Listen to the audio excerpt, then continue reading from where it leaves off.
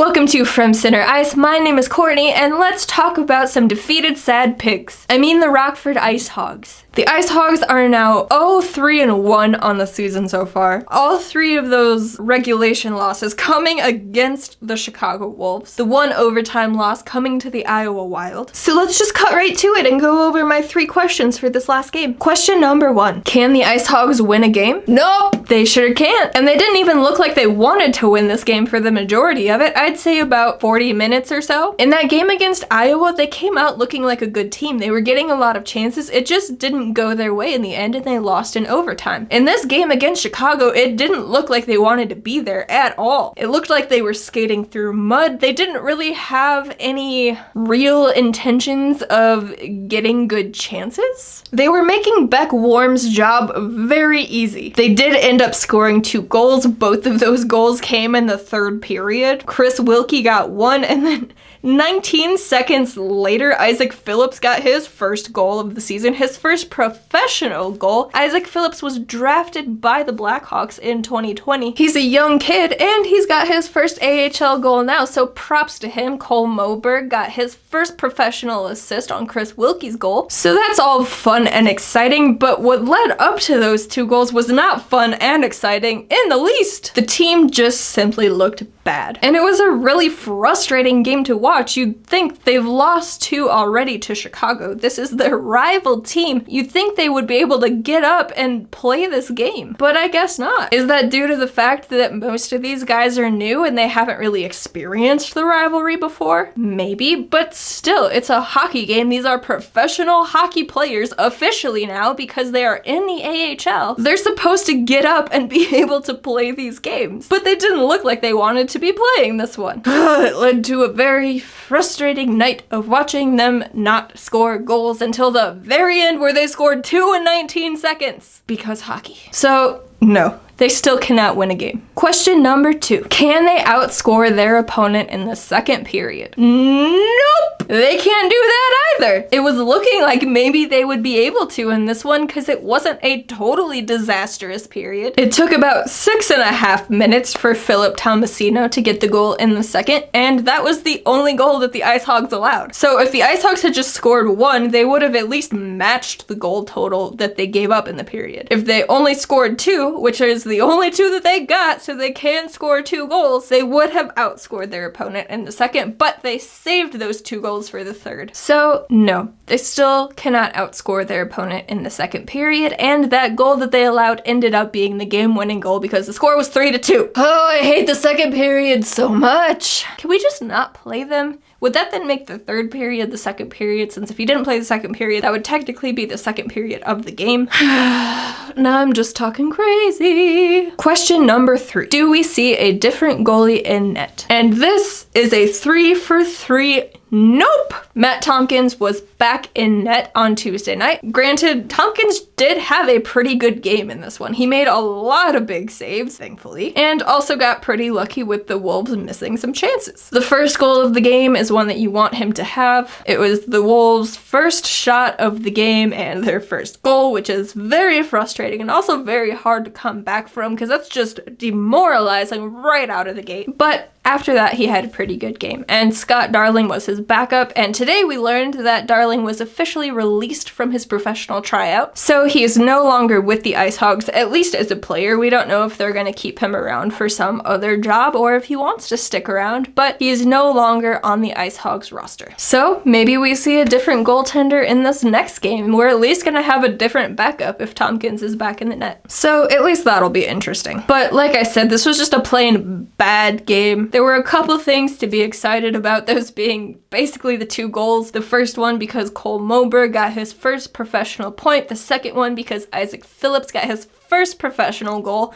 That is always very exciting, especially for such a recent draft pick. You gotta feel good for him. Phillips is a defenseman, and he was right up close to the net and got a pretty good shot off. From what I've seen from him so far this season, he has a really good shot on him. So I'm definitely interested to see what else he can do. Also made official today, Michael Krudel officially signed an AHL contract. He was only here on an amateur tryout, so we'll be able to see more from him. He is also a recent Blackhawks draft pick, but he's shown to be a pretty steady defenseman back back there for probably the youngest kid on the roster. So those are some exciting little tidbits. Other than that, nobody really stuck out to me during this game. In the first 3, I thought Andre Altibarmakian was definitely a standout player. He was all over the ice, creating chances, getting some of his own. This one was a bit forgettable for him. I noticed him a few times, but I don't know if that was because of what he did or just because I'm looking for him. Tim Soderlund seemed to have the puck a lot. He didn't really do anything with it, but he was keeping possession of it in the offensive zone, so there's that at least. We have to look for the small victories in this one. You want some non-victories? The IceHogs went 0 for 5 on the power play. Doesn't that just make you feel good? Yeah, me either. I'm starting to think those first 3 power plays of the season where they went 3 for 3 were definitely a fluke, which is just not something that fills me with joy. The Chicago Wolves went 1 for 4 on the power play, so the IceHogs successfully killed 3 penalties. Their penalty kill has looked pretty good this year. I guess that's a good thing. If their power play doesn't, at least one of their special teams does. Other than that, this was another game that you just roll up into a ball and toss in the garbage and set it on fire. Because whatever they were doing in those first 2 periods, I never want to see them do that again. They looked like trash. At least pretend that you actually care out there. I just want to forget about this one. So let's move on to my 3 questions for the next game against the Gran Rapids Griffins. Question 1. Can the IceHogs win a game? Sounds familiar, doesn't it? That was question number 1 in the last game. And I'll probably keep asking it until they do finally win a game, because it is getting very frustrating to watch them night in and night out and not see a win come from it. Yeah, this is a super young team, a super inexperienced team, a team that is very new to each other, but they've done some good things and they're all professional hockey players. They know when to shut it down when they need to. They're just not doing that. So, can they win a game? And game number 5 on the season. Question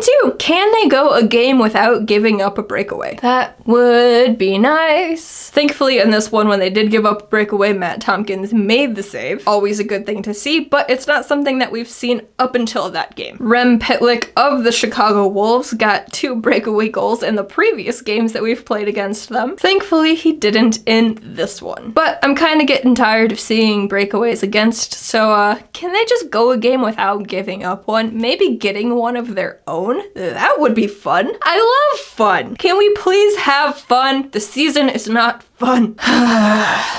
They make my life so hard sometimes. Question 3. Will we see a different goaltender? This one is also a returning question from last video. And this time it is nothing against Matt Tompkins. He did have a pretty good game on Tuesday. But we had 2 rookie goaltenders just waiting in the wings that we haven't used yet. I would love to see what they can do. I'm a big fan of watching rookie goaltenders play. I think it's a lot of fun. I like analyzing their game and what they look like. Even if they let in some goals, you can see their techniques, see their good habits, kind of look at their play style and determine whether they're going to be a useful goaltender going forward or even a good goaltender going forward. So those are my 3 questions for Thursday night's game against the Gran Rapids Griffins. We are seeing a brand new team again. We don't have to see the Chicago Wolves for the 4th time so far this season. The IceHogs have played 4 games so far. 3 of them have been against the Wolves. I am very sick of hearing the same names over and over and over and over again. I feel like I'm just watching Wolves games at this point. I feel like I know their guys' names more than I know our new players' names. That's not okay at all. But they just keep scoring on us, so you have to hear their names over and over and over and over and over again, and if they're not scoring, they're getting good chances at the net, or they're blocking shots, or they're stopping pucks in their own end.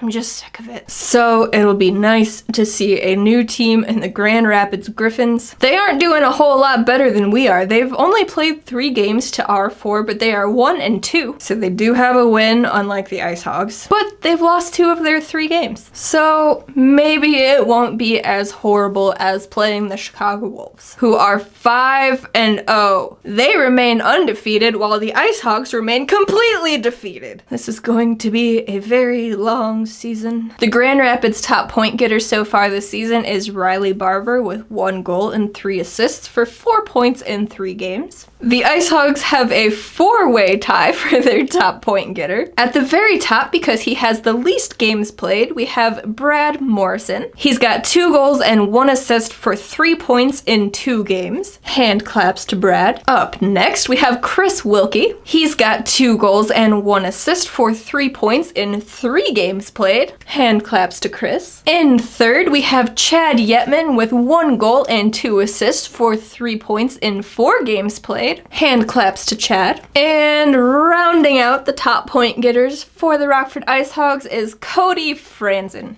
0 goals and 3 assists for 3 points in 4 games played. Hand claps to Cody. And just for funsies, we have a 3-way tie for the 2nd place on our team in scoring. Up first, we have DJ Bustecker with 1 goal and 1 assist for 2 points in 2 games played. Next is Wyatt Kalnick with 1 goal and 1 assist for 2 points in 2 games played, though now he is up with the Blackhawks. He was recalled to the taxi squad, which is rather annoying. I wish we still had him down here. I would really appreciate it if they would send one of Kalnick or Bowie back to Rockford, seeing as now they have Adam Boquist back in the lineup up in Chicago. But that is not my decision to make, unfortunately. Anywho, rounding out the 3 guys in second, we have Dylan McLaughlin with 0 goals and 2 assists for 2 points in 4 games played. So this team is not putting up a whole lot of points. Hopefully we'll see more of that on Thursday night against the Gran Rapids Griffins. That would certainly be nice. We gotta have a whole lot of hope this year. We're basically living on a prayer over here. Cue some Bon Jovi. All of that being said, thank you so much for tuning in. If you want to hear more from me or from Center Ice, you can subscribe to this channel for some more Blackhawks and IceHogs goodness. You can also head over to FromCenterIce.com, and there you can find game recaps. You can keep up with the latest podcast episodes and some more goodies. I even created a roster page for the Rockford IceHogs. I heard a lot of people talking about how they wish that we still had the programs that we get from each game. Of course, I can't make those for each game for all of you, but I made the webpage to kind of look like one. At least if you're on a computer. If you're on your phone, you see one player at a time, but